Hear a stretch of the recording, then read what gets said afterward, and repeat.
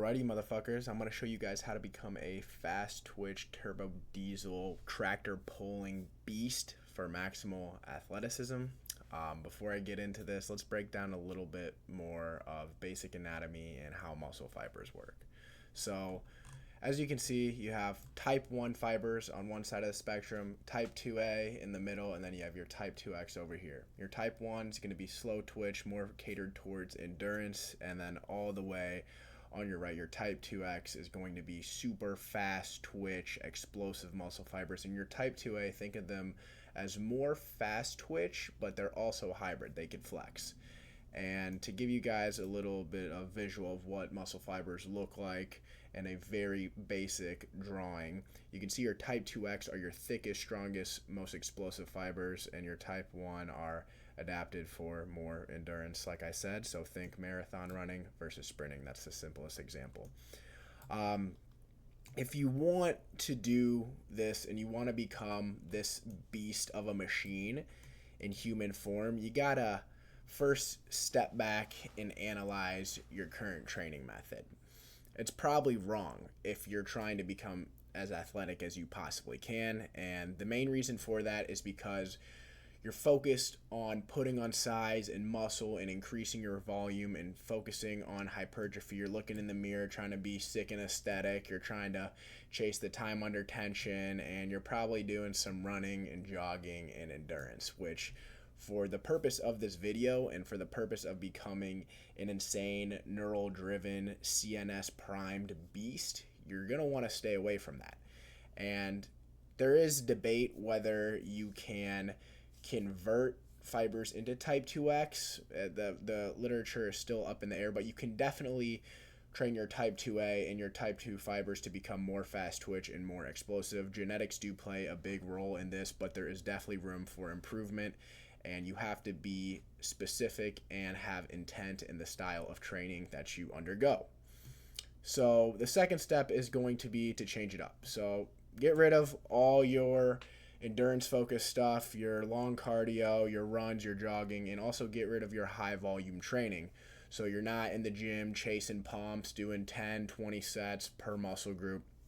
And instead, you're going to focus on high intensity training, power, and speed movements. So your prime movements are going to be sprints, jumps, plyometrics like depth jumps, box jumps, Olympic lifts, clean and jerks, snatches, and then there's really any sort of heavy, fast, explosive lifts. For example, a trap bar deadlift loaded up with some good weight, but make sure to explode up. Even heavy bench presses, but mostly just trying to drive the bar as fast as you can and also have a good amount of load on there. And what this style of training does is it's really focused on making your CNS super efficient, snappy, and powerful. And that's going to get you to be that fast twitch beast. I mean, you can see, just anecdotally speaking, you can see the type of athletes, the Olympic weightlifters. They are so jacked and so explosive. Go look up a video of them training, box jumping, like they're just balls of muscles. Same with sprinters as well, super fast twitch, even though one can argue that outside of the 3-second range, they're focusing, have some endurance near the 100-meter mark, and that the type 2X is going to be activated in, 10 to 30-meter sprints, but either which way, still a super fast twitch exercise. And then you have some of your best dunkers in the world that are also going to be extremely fast twitch, though basketball is a unique mix, so there's going to be a lot of type 2A involved that are going to be the hybrid fibers. But look at some of the professional dunkers out there like Isaiah Rivera that are just focused on dunking and training. Most of their training is strictly plyometrics, powerful explosive lifts, Olympic lifts, and a lot of jumping. So after you understand that you're going to train like a predator and not prey, you have to trust the process. And I can speak from personal experience here as that certain body parts may shrink, not your penis, unless you're doing something really wrong.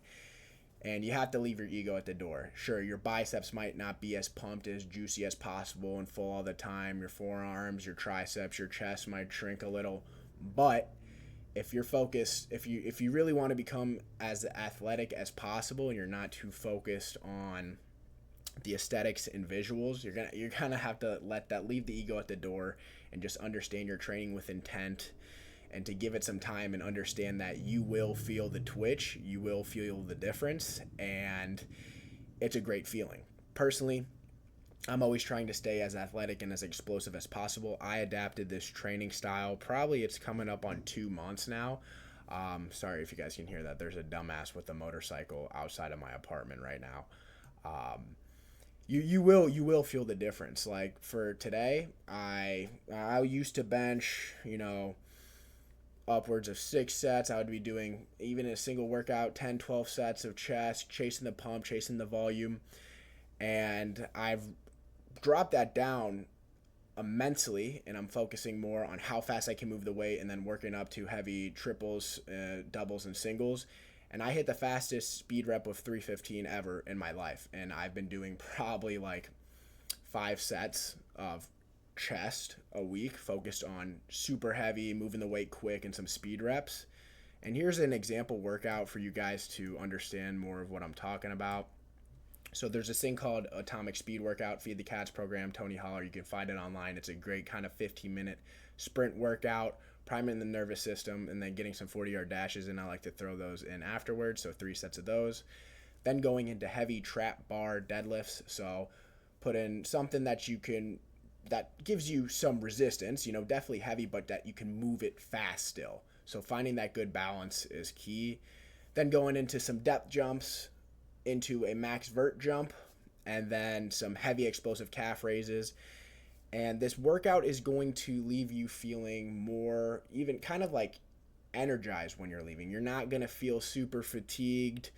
It's definitely a strange feeling if you're used to getting the pumps in all the time, and it's more of a stimulus on your CNS and less on your muscles. And you'll notice like the days after, it might actually take you longer to recover than if your muscles are sore, but you won't feel your muscles really being that sore. And that's key here. You want to not, because your muscles being sore are pretty much going to be a sign of mechanical tension, so time under tension, hypertrophy training, and that's not the aim of this. But you will be beat. It's almost as if your CNS is being depleted. So this is a new style of training I've been doing for the past couple of months. I really like it. It makes training fun. I feel like I'm as athletic as possible, training like a predator and not prey. One thing, just really, really, really maximize your rest and recovery. Your CNS takes longer to recover than your actual muscles. And I would love to help any of you guys out trying to structure a program like this. If you're looking to become a freaking turbo diesel tractor puller yet again, I got you. Link in the bio. Reach out to me and let's see how we can get to work.